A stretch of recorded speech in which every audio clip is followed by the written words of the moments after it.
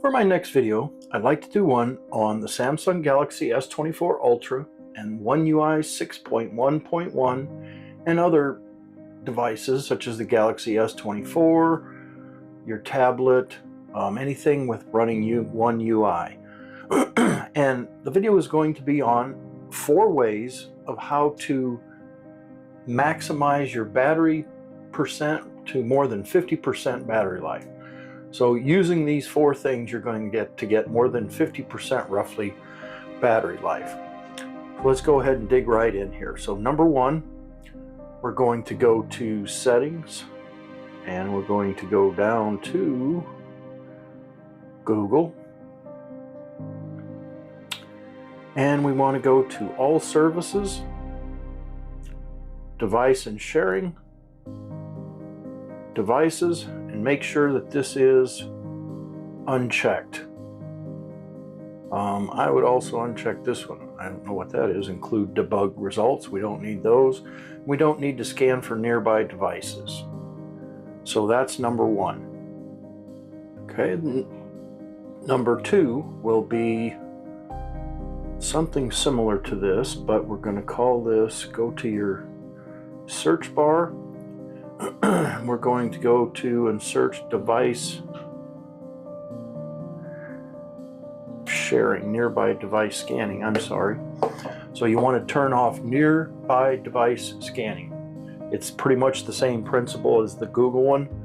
You don't need it on. You don't need to share your device to other phones. It's going to find them through other means. It doesn't need to have that on. Okay. The next one will be, let's go back, and again we're going to go into the search and go to print sharing. Oops, that's not it, I'm sorry. Let's go back here. Print. Okay, go into printing.